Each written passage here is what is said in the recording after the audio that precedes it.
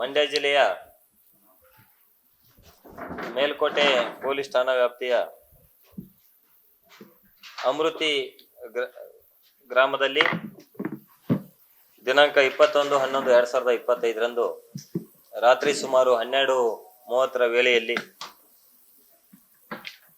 ಒಬ್ಬ ಯುವಕನಿಗೆ ಯಾರೋ ಮಾರಕಾಸ್ತ್ರಗಳಿಂದ ಹಲ್ಲೆ ಮಾಡಿದ್ದಾರೆ, ಬಿದ್ದಿದ್ದಾನಂತೇಳಿ ಒಂದು ಮಾಹಿತಿ ಬರ್ತದೆ. ಆ ಮಾಹಿತಿಯನ್ನು ಆಧರಿಸಿ ಮೇಲ್ಕೋಟೆ ಠಾಣೆ ಇನ್ಸ್ಪೆಕ್ಟರ್ ಅಶೋಕ್ ಕುಮಾರ್ ಮತ್ತು ಅವರ ತಂಡ ಕೂಡಲೇ ಸ್ಥಳಕ್ಕೆ ಹೋಗಿ ಭೇಟಿ ಮಾಡಲಾಗಿ ಒಬ್ಬ ಯುವಕ ರಕ್ತದ ಮಡುವಿನಲ್ಲಿ ಬಿದ್ದಿರ್ತಾನೆ, ಇನ್ನು ಜೀವಂತವಾಗಿರ್ತಾನೆ. ಆತನನ್ನ ಕೂಡಲೇ ಪಾಂಡವಪುರ ತಾಲೂಕು ಆಸ್ಪತ್ರೆಗೆ ಸೇರಿಸಿ ಅಲ್ಲಿ ಚಿಕಿತ್ಸೆ ನೀಡ್ತಾ ಇರುವಾಗ ಆತ ಗಾಯಗಳಿಂದ ಚಿಕಿತ್ಸೆ ಫಲಕಾರಿಯಾಗದೆ ಸಾವನ್ನಪ್ತಾನೆ. ಅದಾದ ನಂತರದಲ್ಲಿ ನಾವು ಮತ್ತೆ ಎಲ್ಲ ಅಧಿಕಾರಿಗಳು ಸಹಿತ ಭೇಟಿ ನೀಡಿ ಏನು ಘಟನೆಯಾಗಿದೆ ಎಂಬುದ್ರ ಬಗ್ಗೆ ಹೆಚ್ಚಿನ ಒಂದು ಪರಿಶೀಲನೆ ಮಾಡ್ತೀವಿ. ಈ ಸಂಬಂಧಪಟ್ಟಂತೆ ಒಬ್ರು ಶಿವಣ್ಣ ಅಂತೇಳಿ ಏನು ಒಬ್ಬ ಯುವಕ ಮಹೇಶ್ ಅಂತೇಳಿ ಮೃತ ಹೊಂದಿರ್ತಾನೆ, ಕೊಲೆಯಾಗಿರ್ತದೆ. ಅವರು ಒಂದು ದೂರನ್ನ ಮೇಲ್ಕೋಟೆ ಠಾಣೆಯಲ್ಲಿ ದಾಖಲಿಸಿರ್ತಾರೆ. ಆ ಒಂದು ದೂರಿನಲ್ಲಿ ಮಹೇಶ ಮತ್ತು ಆತನ ಜೊತೆ ಇನ್ನು ಇಬ್ರು ಮರಿಗೌಡ ಮತ್ತು ಕಿರಣ, ಇವರು 3 ಜನ ಜಕನಹಳ್ಳಿ ಕ್ರಾಸ್ನಲ್ಲಿರೋ ಒಂದು ಬಾರ್ನಲ್ಲಿ ಕುಡಿದು ಅಲ್ಲಿಂದ ನಂತರ ಅವರು ಒಂದು ಬೈಕ್ನಲ್ಲಿ ಹೋಗ್ತಾ ಇರುವಾಗ ಈ ಓಮಿನಿ ಕಾರಿನಿಂದ ಬಂದ ಆರೋಪಿತರು ಏಕಾಏಕಿ ಅವ್ರ ಮೇಲೆ ಹಲ್ಲೆ ಮಾಡಿದ್ದಾರೆ. ಆ ಒಂದು ಹಲ್ಲೆಯಿಂದ ಆತ ಮರಣ ಹೊಂದಿದನಂತೇಳಿ ಒಂದು ಕೊಲೆ ಪ್ರಕರಣವನ್ನ ಒಟ್ಟು 4 ಜನ ಆರೋಪಿತರ ಮೇಲೆ ಭೀಮಾ, ರೋಹಿತ್, ಸಿದ್ದರಾಜು ಮತ್ತು ಇನ್ನೊಬ್ಬ ಕಾಶಿನಾಥ್ ಅಲ್ಲ ಕೇಶವ ಅಂತೇಳಿ ಒಟ್ಟು 4 ಜನ ಆರೋಪಿತರ ಮೇಲೆ ನಮಗೆ ಸಂಶಯ ಇದೆ ಅಂತೇಳಿ ಒಂದು ದೂರನ್ನ ಕೊಡ್ತಾರೆ. ಆ ದೂರನ್ನ ಆಧರಿಸಿ ನಾವು ಮೇಲ್ಕೋಟೆ ಪೊಲೀಸ್ ಠಾಣೆಯಲ್ಲಿ ಆ ಕೊಲೆ ಪ್ರಕರಣವನ್ನು ದಾಖಲು ಮಾಡಿಕೊಂಡು ಹೆಚ್ಚಿನ ಒಂದು ತನಿಖೆ ಮಾಡ್ತೀವಿ. ಈ ಒಂದು ಹೆಚ್ಚಿನ ತನಿಖೆ ಮಾಡ್ತಾ ಇರುವ ಸಂದರ್ಭದಲ್ಲಿ ಇದರಲ್ಲಿ ಒಬ್ಬ ಆರೋಪಿತ ಭೀಮಾ ಅಂತೇಳಿ ಈತ ದಿನಾಂಕ 1/12/2025 ಕೋರ್ಟಿಗೆ ಶರಣಾಗತನಾಗಿ ನಾನು ಕೊಲೆಯಲ್ಲಿ ಭಾಗಿಯಾಗಿದ್ದೇನೆ, ಪೊಲೀಸರು ನನ್ನ ಹುಡುಕಾಡ್ತಾ ಇದ್ದಾರೆ ಅಂತೇಳಿ ಅಲ್ಲಿ ಶರಣಾಗತನಾಗ್ತಾನೆ. ಅದಾದ್ಮೇಲೆ ಮೇಲ್ಕೋಟೆ ಠಾಣೆ ಇನ್ಸ್ಪೆಕ್ಟರ್ ಈ ಒಂದು ಪ್ರಕರಣದಲ್ಲಿ ಆರೋಪಿತನನ್ನು ನಮಗೆ ವಿಚಾರಣೆಗೆ ಒಪ್ಪಿಸ್ಬೇಕಂತೇಳಿ ಮಾನ್ಯ ನ್ಯಾಯಾಲಯಕ್ಕೆ ಕೋರಿದ ಮೇಲೆ ಆತನನ್ನ ದಿನಾಂಕ 4/12/2025 ಪೊಲೀಸ್ ವಶಕ್ಕೆ ನೀಡಿರ್ತಾರೆ. ಪೊಲೀಸ್ ವಶಕ್ಕೆ ತೆಗೆದುಕೊಂಡ ಮೇಲೆ ಹಲವಾರು ವಿಧಾನಗಳಲ್ಲಿ ತನಿಖೆಯನ್ನು ಮಾಡಲಾಗಿ ಮತ್ತು ಆರೋಪಿತನನ್ನ ಕೂಲಂಕುಷವಾಗಿ ವಿಚಾರಣೆ ಮಾಡಲಾಗಿ ಆತ ಮತ್ತು ಇನ್ನೂ 5 ಜನ ಆರೋಪಿತರು ಸೇರಿಕೊಂಡು ಒಂದು ಹಳೆಯ ಒಂದು ದ್ವೇಷದಿಂದ ಈ ಮಹೇಶ ಮತ್ತು ಈ ಭೀಮಾ ಮತ್ತು ಇನ್ನೊಬ್ಬ ಆರೋಪಿ ಬಸವರಾಜ್ ಅಂತೇಳಿ ಇವ್ರ ಮಧ್ಯೆ ಸಾಕಷ್ಟು ಬಾರಿ ಕಿತ್ತಾಟ ಆಗಿರ್ತದೆ. ಅವರು ಒಂದ್ಸಲ ಹೊಡೆಯೋದು, ಇವರು ಒಂದ್ಸಲ ಹೊಡೆಯೋದು, ಈ ತರ ಮಾಡ್ಕೊಂಡಿರ್ತಾರೆ. ಆ ಒಂದು ಹಿನ್ನೆಲೆಯಲ್ಲಿ ನಮ್ಮನ್ನೇ ಈತ ಏನಾದ್ರು ಹೊಡಿತಾನೆ ಅಂತೇಳಿ ಉದ್ದೇಶದಿಂದ ಏನು ಆರೋಪಿತ ಭೀಮಾ ಮತ್ತು ಬಸವರಾಜ್ ಇದ್ದಾರೆ, ಬಸವರಾಜ್ನ ಫ್ರೆಂಡ್ಸ್ಗಳು 3 ಜನ ಎಲ್ಲ ಸೇರ್ಕೊಂಡು ಈತನನ್ನ ಕೊಲೆ ಮಾಡ್ಲಿಕ್ಕೆ ಪ್ಲಾನ್ ಮಾಡಿ ಹಿಂದಿನ ದಿನನೇ ಆ ಒಂದು ಏರಿಯಾಕ್ಕೆಲ್ಲ ಬಂದು ಅಲ್ಲಿ ಈತನ ಯಾವ ತರ ಕೊಲೆ ಮಾಡ್ಬೇಕಂತೇಳಿ ಒಂದು ಪ್ಲಾನ್ ಮಾಡ್ತಾರೆ. ಮತ್ತು 29ನೇ ತಾರೀಕು ರಾತ್ರಿ ಬಂದು ಆತನನ್ನ ಕೊಲೆ ಮಾಡಿ ಅಲ್ಲಿಂದ ಪರಾರಿ ಆಗ್ತಾರೆ. ಆ ಪರಾರಿ ಆದ್ಮೇಲೆ ಹಲವಾರು ವಿಧಾನಗಳಲ್ಲಿ ನಾವು ತನಿಖೆ ಮಾಡಲಾಗಿ ಈ ಎಲ್ಲ ಆರೋಪಿತರು ಈ ಒಂದು ಪ್ರಕರಣದಲ್ಲಿ ಭಾಗಿಯಾಗಿರೋದು ಕಂಡು ಬರ್ತದೆ. ಆದರೆ ಒಬ್ಬ ಆರೋಪಿತನ ಹೊರತುಪಡಿಸಿ ಉಳಿದ ಆರೋಪಿತರು ಪರಾರಿಯಾಗಿರ್ತಾರೆ, ಓಡಾಡ್ತಾ ಇರ್ತಾರೆ ಅಲ್ಲಿಂದ ಇಲ್ಲಿ, ಇಲ್ಲಿಂದ ಅಲ್ಲಿ. ನಮ್ಮ ತಂಡ ಸತತವಾಗಿ 4 ದಿನಗಳ ಕಾಲ ಅವರನ್ನ ಫಾಲೋ ಅಪ್ ಮಾಡಿ ಕೊನೆಗೆ ಬೆಂಗಳೂರಿನ ಜಿಗಣಿ ಹತ್ತಿರದ ಒಂದು ಲಾಡ್ಜ್ನಲ್ಲಿ ಈ ಎಲ್ಲ 4 ಆರೋಪಿತರು ಇರುವುದು ಕಂಡು ಬರ್ತದೆ. ಅವರನ್ನ ಇವತ್ತಿನ ಬೆಳಗಿನ ಜಾವ ನಾವು ಅರೆಸ್ಟ್ ಮಾಡಿ ಹೆಚ್ಚಿನ ತನಿಖೆಯನ್ನ ಮುಂದುವರಿಸಿದ್ದೀವಿ. ಸೊ ಈ ಒಂದು ಪ್ರಕರಣ ಪತ್ತೆ ಹಚ್ಚಲಿಕ್ಕೆ ಮೇಲ್ಕೋಟೆ ಇನ್ಸ್ಪೆಕ್ಟರ್ ಜೊತೆಗೆ ಆ ಒಂದು ಪ್ರಕರಣವನ್ನ ನಾವು ತನಿಖೆ ಮಾಡೋ ಸಂದರ್ಭದಲ್ಲಿ ಪಾಂಡವಪುರ ಠಾಣೆಯ ಇನ್ಸ್ಪೆಕ್ಟರ್ ಶರತ್ ಅವರಿಗೆ ಒಂದು ವಹಿಸ್ತೇವೆ. ಅವರ ಒಂದು ತಂಡ, ಶರತ್ ಮತ್ತು ಅವರ ತಂಡದಲ್ಲಿ ಸದಸ್ಯರಾದ ಸಂತೋಷ, ತೋಷಿಪ್, ಶರತ್, ಪ್ರಭುಸ್ವಾಮಿ, ಅನಿಲ್ ಕುಮಾರ, ಸೋಮಶೇಖರ, ಶಂಕರ್ ರಾಠೋಡ, ಮುತ್ತಪ್ಪ, ಶಶಿಕುಮಾರ್ ಮತ್ತು ತಾಂತ್ರಿಕ ವಿಭಾಗದ ರವಿಕಿರಣ ಇವರೆಲ್ಲರೂ ಸೇರ್ಕೊಂಡು ಈ ಆರೋಪಿತರನ್ನ ಪತ್ತೆ ಹಚ್ಚುವಲ್ಲಿ ಮತ್ತು ಅರೆಸ್ಟ್ ಮಾಡುವಲ್ಲಿ ಯಶಸ್ವಿಯಾಗಿದ್ದಾರೆ. ಇವರಿಗೆ ನಾನು ಜಿಲ್ಲಾ ಪೊಲೀಸ್ ವತಿಯಿಂದ ಪ್ರಶಂಸನೆಯನ್ನ ನೀಡ್ತಾ ಇದ್ದೀನಿ. ಕೊಲೆಗೆ ನಾನು ಈಗಾಗಲೇ ಹೇಳಿದೆ, ಹಳೆಯ ದ್ವೇಷ ಇದೆ ಅಂತೇಳಿ. ಹಿಂದೆ ಒಂದು ಲಕ್ಷ್ಮೀ ಸಾಗರದಲ್ಲಿ ಒಂದು ಮರ್ಡರ್ ಕೇಸ್ ಸಹಿತ ಆಗಿತ್ತು. ಅದರಲ್ಲಿ ಸಹಿತ ಆರೋಪಿತ ಇದ್ದವರು ಈ ಒಂದು ಆರೋಪಿತರ ಜೊತೆ ಕಾಂಟ್ಯಾಕ್ಟ್ ನಲ್ಲಿದ್ರು ಮತ್ತು ಅದರಲ್ಲಿ ಏನು ಅಭಿ ಅಂತೇಳಿ ಒಬ್ಬನು ಡೆತ್ ಆಗಿದ್ದ, ಅದರ ಜೊತೆ ಇವನು ಮಹೇಶ್ ನಾವಿದ್ದ. ಅದು ನೇರವಾಗಿ ಆ ಒಂದು ಪ್ರಕರಣದಲ್ಲಿ ಮತ್ತೆ ಇದಕ್ಕೆ ಸಂಬಂಧ ಇರದೇ ಇದ್ರು ಸಹಿತ ಆರೋಪಿತರು ಗುಂಪು ಕಟ್ಕೊಂಡು ಇವ್ರ ಮೇಲೆ ಅವರು, ಅವ್ರ ಮೇಲೆ ಇವರು ದ್ವೇಷ ಸಾಧಿಸ್ತಾ ಇದ್ರು. ಆ ಒಂದು ಹಿನ್ನೆಲೆಯಲ್ಲಿ 2-3 ಬಾರಿ ಕಿತ್ತಾಟ ಮಾಡ್ಕೊಂಡಿದ್ರು. ಒಂದ್ಸಲ ಬಾರ್ನಲ್ಲಿ ಸಹಿತ ಹೊಡೆದಾಡ್ಕೊಂಡಿದ್ರು. ಆದ್ರೆ ಯಾವ್ದು ಪ್ರಕರಣಗಳು ದಾಖಲ ಮಾಡಿರ್ಲಿಲ್ಲ, 2 ಕಡೆ ಕೇಸ್ಗಳನ್ನು ಕೊಟ್ಟಿರ್ಲಿಲ್ಲ. ಸೊ ದ್ವೇಷದಿಂದನೇ, ಒಂದು ಹಳೆಯ ದ್ವೇಷದಿಂದನೇ ಈ ಒಂದು ಕೊಲೆ ಆಗಿರೋದು ನಮ್ಮ ತನಿಖೆಯಲ್ಲಿ, ಇದುವರೆಗಿನ ತನಿಖೆಯಲ್ಲಿ ಕಂಡು ಬಂದಿದೆ.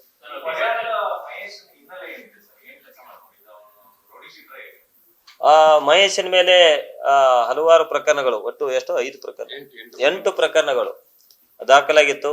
ಅದರಲ್ಲಿ ಒಂದು ಎಕ್ಸೈಸ್ ಆಕ್ಟ್, ಒಂದು ಗ್ಯಾಂಬ್ಲಿಂಗ್ ಕೇಸು ಮತ್ತು ಇನ್ನ ಉಳಿದುದು 4 307 ಪ್ರಕರಣಗಳಿತ್ತು. ಈತ ರೌಡಿ ಶೀಟರ್ ಆಗಿದ್ದ. ಏನು ಹೌದು, ಹಿಂದೆ ಒಂದ್ಸಲ 2023 ಸಂದರ್ಭದಲ್ಲಿ ಆತನಿಗೆ ಗಡಿಪಾರು ಮಾಡಿ ನಾವು ಬೀದರ್ ಜಿಲ್ಲೆಗೆ ಆತನ ಅಲ್ಲಿಗೆ ವಹಿಸಲಾಗಿತ್ತು. ಅದಾದ ನಂತರ ಆ ಒಂದು ಅವಧಿಯನ್ನು ಮುಗಿಸ್ಕೊಂಡು ಬಂದು ಮತ್ತೆ ಹಳ್ಳಿಯಲ್ಲಿ ಓಡಾಡ್ಕೊಂಡಿದ್ದ. ಇತ್ತೀಚಿನ ದಿನಗಳಲ್ಲಿ ಸಹಿತ ಆತನ ಬಗ್ಗೆ ನಾವು ಪೊಲೀಸ್ ಇಲಾಖೆಯಿಂದ ನಿಗಾ ವಹಿಸಿದ್ವಿ.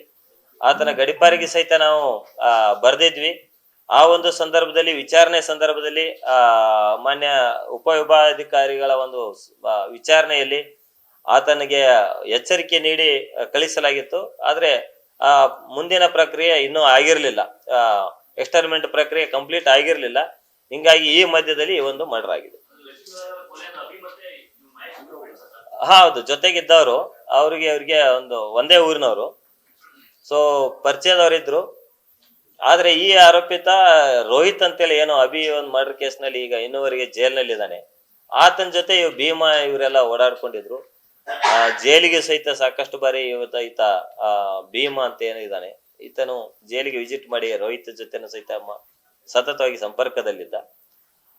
ನೇರವಾಗಿ ಆ ಕೇಸಿಗೆ ಈ ಕೇಸಿಗೆ ಸಂಪರ್ಕ ಇಲ್ಲದೆ ಇದ್ರು ಸಹಿತ ಆರೋಪಿತರು 2 ಕಡೆಯವರು ಒಂದು ಸಂಪರ್ಕದಲ್ಲಿ ಇದ್ರು. ಏನು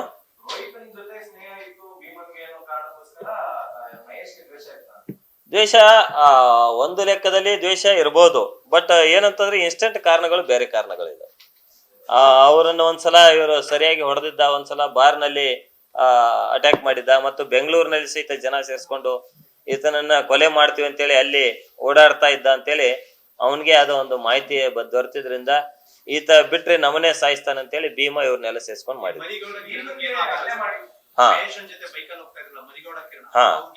ಇಲ್ಲ, ಅವ್ರಿಗೇನಾಗಿಲ್ಲ. ಏನಾಗ್ತದೆ, ರಾತ್ರಿ ಹೊತ್ತಿನಲ್ಲಿ ರೋಡ್ ಸೈಡ್ ಏಕಾಏಕಿ ಇವರು ಬೈಕ್ ನಲ್ಲಿ ನಿಂತಿರ್ತಾರೆ. ಇವರು 3 ಜನ ಸೈಡ್ಗೆ ಹಾಕೊಂಡು ನಿಂತಿದ್ದಾಗ ಏಕಾಏಕಿ ಬಂದು ಆ ಗಾಡಿಗೆ ಟಚ್ ಮಾಡ್ತಾರೆ. ಟಚ್ ಮಾಡಿದಾಗ ಬೀಳ್ತಾರೆ 3 ಜನ. ಬಿದ್ದಾಗ ಕತ್ತಲದಲ್ಲಿ ಇವರು 3 ಜನ ಓಡಿ ಹೋಗ್ತಾರೆ. ಬಟ್ ಇವನೊಬ್ಬನು ಮಾತ್ರ ಸಿಕ್ಕೊಂದು ಅವ್ರಿಗೆ ಸಿಕ್ಕಾಕೋತಾನೆ. ಅವಾಗ ಹಲ್ಲೆ ಮಾಡಿದ್ದಾರೆ. ಅವ್ರು ಪರಾರಿ ಆಗಿದ್ದಾರೆ. ಪರಾರಿ ಆದವನೇ ಇಮಿಡಿಯೇಟ್ ಆಗಿ ನಮಗ್ ಬಂದು ಮಾಹಿತಿ ಕೊಡ್ತಾನೆ. ಅಷ್ಟೊತ್ತಿಗೆ ನಮ್ಮ ಒಂದು ಇನ್ಸ್ಪೆಕ್ಟರ್ ಅಲ್ಲಿ ನೈಟ್ ರೌಂಡ್ ಇದ್ರು. ಇಮಿಡಿಯೇಟ್ ಆಗಿ ಅವರೇ ಹೋಗಿ ಅಟೆಂಡ್ ಮಾಡಿದ್ದಾರೆ.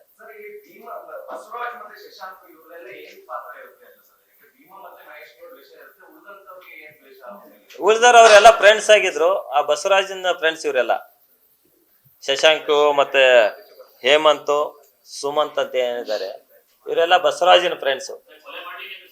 ಸೊ ಎಲ್ಲರೂ ಸೇರ್ಕೊಂಡು ಅದಕ್ಕೆ ಬಂದಿರ್ತಾರೆ.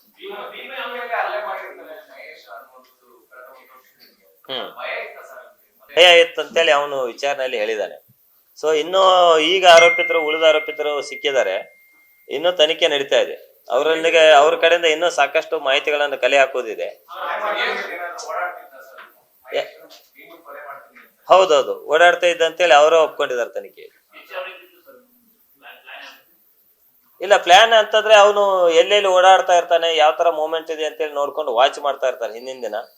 ಮತ್ತೆ ಅವತ್ತು ಏನು ಬಾರ್ನಲ್ಲಿ ಕುತ್ಕೋತಾನೆ, ಅದಾದ್ಮೇಲೆ ಆ ಬಾರ್ನಲ್ಲಿ ಕುತ್ಕೊಂಡು ಇನ್ನು ಆ ಕೇಶವ ಮತ್ತು ಸಿದ್ದರಾಜ್ ಜೊತೆ ಸಣ್ಣ ಜಗಳ ಮಾಡ್ಕೋತಾನೆ. ಅದನ್ನೆಲ್ಲ ಇವರೆಲ್ಲ ವಾಚ್ ಮಾಡ್ಕೊಂಡಿರ್ತಾರೆ. ಅಲ್ಲಿಂದ ಯಾವಾಗ ಅವರು ಹೋಗ್ತಾರೆ, ಹೋದ್ಮೇಲೆ ಅವ್ರು ಫಾಲೋ ಮಾಡಿ ಕೊಲೆ ಮಾಡಿದ್ದಾರೆ. ಇಲ್ಲ ಆತರ ಯಾವ್ದಿಲ್ಲ. ಇಲ್ಲ, ಕೇಶವ ಸಿದ್ದರಾಜದು ಈ ಕೊಲೆಯಲ್ಲಿ ಪಾತ್ರ ಇಲ್ಲ. ಬಟ್ ಏನೊಂದು ಬಾರ್ನಲ್ಲಿ ಒಂದು ಸಣ್ಣ ಗಲಾಟೆ ಮಾಡ್ಕೋತಾರೆ. ಆ ಒಂದು ಸಂದರ್ಭದಲ್ಲಿ ಇವ್ರಿಗೆ ಗಲಾಟೆ ಆಗ್ತದೆ. ಬಟ್ ಅದಾದ್ಮೇಲೆ ಅವರು ಅಲ್ಲಿಂದ ಏನು ಇವ್ರು ಹೋಗ್ತಾರೆ, ಅಲ್ಲಿಂದ ಅವ್ರು ದಾಬಾಕ್ ಹೋಗ್ತಾರೆ. ಆರೋಪ ಮಾಡಿದ್ರು, ಅದನ್ನು ತನಿಖೆಯಲ್ಲಿ ನಾವು ಈಗೇನು ಒಬ್ಬ ಆರೋಪಿತನನ್ನ ಎನ್ಕ್ವೈರಿ ಮಾಡಿದ್ವಿ. ಆ ಒಂದು ಆರೋಪಿತನಿಗೆ ಈ ಸಿದ್ದರಾಜು ಮತ್ತು ಕೇಶವ್ಗೆ ಯಾವ್ದು ಲಿಂಕ್ ಬರ್ತಾ ಇಲ್ಲ. ಇವತ್ತೇನು ಉಳಿದ 4 ಜನ ಆರೋಪಿತನ ಅರೆಸ್ಟ್ ಮಾಡಿದ್ವಿ. ಇವರಿಂದನೂ ಸಹಿತ ಹಲವಾರು ಮಾಹಿತಿಯನ್ನು ಕಲೆ ಹಾಕೋದು ಇನ್ನೂ ಬಾಕಿ ಇದೆ. ಆ ಮಾಹಿತಿ ತೆಗೆದುಕೊಂಡ ಮೇಲೆ ಏನಾದ್ರೂ ಪಾತ್ರ ಇದೆ ಏನಾದ್ರ ಬಗ್ಗೆ ಹೆಚ್ಚಿನ ಒಂದು ತನಿಖೆಯನ್ನ ಮಾಡ್ಬೇಕಾಗ್ತದೆ, ಮಾಡ್ತೀವಿ. ಹೌದೌದು, ಇತ್ತೀಚೆಗೆ ಬಂದಿರೋದು. ಬೆಂಗಳೂರಿನಲ್ಲೇ ಜಾಸ್ತಿ ಆಟೋ ಓಡಿಸ್ಕೊಂಡು ಇರ್ತಾ ಇದ್ದ. ಇತ್ತೀಚೆಗೆ ಹಬ್ಬ ಇದ್ದಾಗ ಏನಾದ್ರು ಇದ್ದಾಗ ಬರ್ತಾ ಇದ್ದ.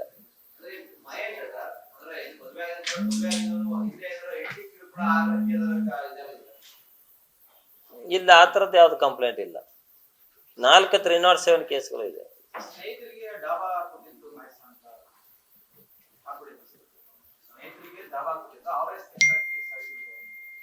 ಇಲ್ಲ, ಇನ್ನು ಸ್ವಲ್ಪ ತನಿಖೆ ಮಾಡ್ಬೇಕಾಗಿದೆ. ಏನಾಗಿದೆ ಅಂದ್ರೆ ಒಬ್ಬನ ಆರೋಪಿತರಿಂದ ತನಿಖೆಯಲ್ಲಿ ಹಲವಾರು ಮಾಹಿತಿ ಬಂದಿದೆ. ಇನ್ನು ಉಳಿದ ಆರೋಪಿತರು ಇವತ್ತು ಸಿಕ್ಕಿದ್ರಿಂದ ಇನ್ನೂ ಸಾಕಷ್ಟು ವಿಚಾರಗಳನ್ನ ಅವ್ರ ಕಡೆಯಿಂದ ಕ್ಲಾರಿಫೈ ಮಾಡೋದಿದೆ.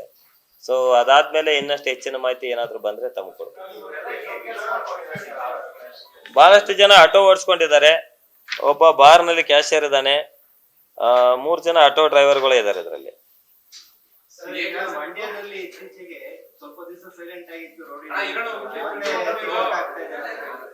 ಇದು ಅದೇ ಮಂಡ್ಯ ಅಂತಂದ್ರೆ ಮಂಡ್ಯ ಸಿಟಿ ಹೇಳ್ತಾ ಇದ್ರ ಅಥವಾ ಇದು ಜಿಲ್ಲೆಯಲ್ಲಿ ಇತ್ತೀಚಿನ ದಿನಗಳಲ್ಲಿ ರೌಡಿ ರಿಲೇಟೆಡ್ ಪಾಲಹಳ್ಳಿ ಇದೊಂದು ಬಿಟ್ರೆ ಮತ್ತೆ ಯಾವ್ದು ಆಗಿರ್ಲಿಲ್ಲ. ಮಂಡ್ಯ ಸಿಟಿಯಲ್ಲಿ ಸಹಿತ ರೌಡಿ ಆಕ್ಟಿವಿಟಿ ತರದ ಯಾವ್ದು ಪ್ರಕರಣಗಳು ಆಗಿಲ್ಲ. ಸತತವಾಗಿ ರೌಡಿಗಳನ್ನ ಕಂಟ್ರೋಲ್ ಮಾಡ್ಲಿಕ್ಕೆ ಸಾಕಷ್ಟು ಮುಂಜಾಗ್ರತಾ ಕ್ರಮಗಳನ್ನು ಸಹಿತ ನಾವು ಮಾಡ್ತಾ ಇದ್ದೀವಿ. ಈಗ ನಿಮ್ಗೆಲ್ಲ ಗೊತ್ತಿರದೆ ಈ ವರ್ಷ 3 ಜನ ರೌಡಿಗಳನ್ನ ನಾವು ಗುಂಡಾ ಆಕ್ಟ್ ಅಡಿಯಲ್ಲಿ ಬಂಧಿಸಿದ್ವಿ. 2 ರೌಡಿಗಳು ಈಗಾಗಲೇ ಬಳ್ಳಾರಿ ಜೈಲಿನಲ್ಲಿದ್ದಾರೆ. ಒಬ್ಬ ರೌಡಿ ಪರಪ್ಪನಗರ ಜೈಲಿನಲ್ಲಿದ್ದಾರೆ.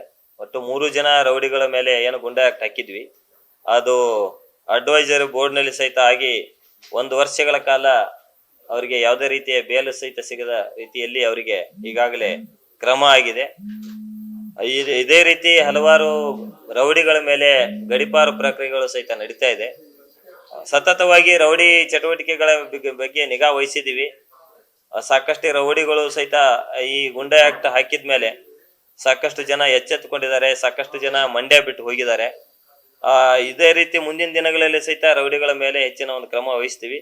ಇದು ಒಂದು ರೌಡಿ ಮರ್ಡರ್ ಆಗಿದ್ದು ನಿಜ. ಆದ್ರೆ ಯಾರು ಮರ್ಡರ್ ಮಾಡಿದ್ದಾರೆ ಅದರಲ್ಲಿ ಅವ್ರು ಯಾರು ರೌಡಿ ಶೀಟರ್ ಆಗಿರ್ಲಿಲ್ಲ. ಸೊ ಈಗ ಅವ್ರೆಲ್ಲರ ಮೇಲೆ ರೌಡಿ ಶೀಟ್ ಮಾಡ್ತೀವಿ. ಮತ್ತೆ ಏನು 2 ಕಡೆ ಗ್ಯಾಂಗ್ ಏನಿದಾವೆ ಆ 2 ಗುಂಪುಗಳನ್ನ ಸಹಿತ ಪ್ರತಿಯೊಬ್ಬರನ್ನು ಸಹಿತ ಅವರನ್ನ ಮಾನಿಟರ್ ಮಾಡುವ ಒಂದು ಕೆಲಸ ಮುಂದಿನ ದಿನಗಳಲ್ಲಿ ಆಗ್ತದೆ. ಯಾರು 5 ಜನನಾ? ಇಲ್ಲ, ಆಲ್ಮೋಸ್ಟ್ ಭೀಮಂದ್ ಎಷ್ಟು ವಯಸ್ಸಿದೆ? 22 27. ಸೊ ಅದೇ 20 ರಿಂದ 30 ಅದೇ ರೇಂಜ್ ನಲ್ಲಿ ಇರೋರೆಲ್ಲ 40 ಇದೆ.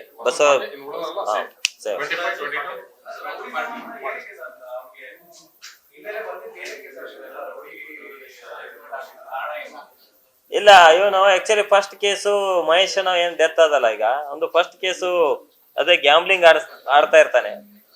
ಅದಾದ್ಮೇಲೆ ಹಳ್ಳಿಗಳಲ್ಲಿ ಇವ್ರಿಗೆ ಹೊಡೆದು ಸ್ಟಾರ್ಟ್ ಆಗ್ತದೆ. ಮೊದಲು ಒಂದ್ 2 ಕೇಸ್ ಮಾಮೂಲಿ ಕೇಸ್ ಆಗಿದೆ, ಅದಾದ್ಮೇಲೆ ಕೊಲೆ ಯತ್ನದಂತ ಪ್ರಕರಣಗಳು ದಾಖಲಾಗಿದೆ ಅವನ ಮೇಲೆ. ಸೊ ಇವ್ರ ಮೇಲೆ ಭೀಮನ್ ಮೇಲೆ ಕೇಸ್ ಇದೆಯಾ? ಇಲ್ಲ, ಇಲ್ಲ. ಇವ್ ಆರೋಪಿತರ ಮೇಲೆ ಯಾವ್ದೋ ಕೇಸ್ಗಳು ಇರ್ಲಿಲ್ಲ. ಸೊ ಇಷ್ಟಿದೆ. ಇನ್ನು ಆರೋಪಿತರದ ವಿಚಾರಣೆ ನಡೀತಾ ಇದೆ. ಸ್ವಲ್ಪ ಪೊಲೀಸ್ ಕಸ್ಟಡಿಯಲ್ಲಿ ಇನ್ನೂ ಹೆಚ್ಚಿನ ಒಂದು ತನಿಖೆ ಮಾಡೋದು ಬಾಕಿ ಇದೆ. ಇದಾರೆ ಅವ್ರನ್ನು ಎಲ್ಲ ಕುಲಂಕುಷವಾಗಿ ಎನ್ಕ್ವೈರಿ ಮಾಡಿದೀವಿ, ಎನ್ಕ್ವೈರಿ ಮಾಡಿ ಕಳಿಸ್ಕೊಟ್ಟಿದೀವಿ. ಮತ್ತೆ ಅವಶ್ಯಕತೆ ಬಿದ್ರೆ ತಗೋತೀವಿ.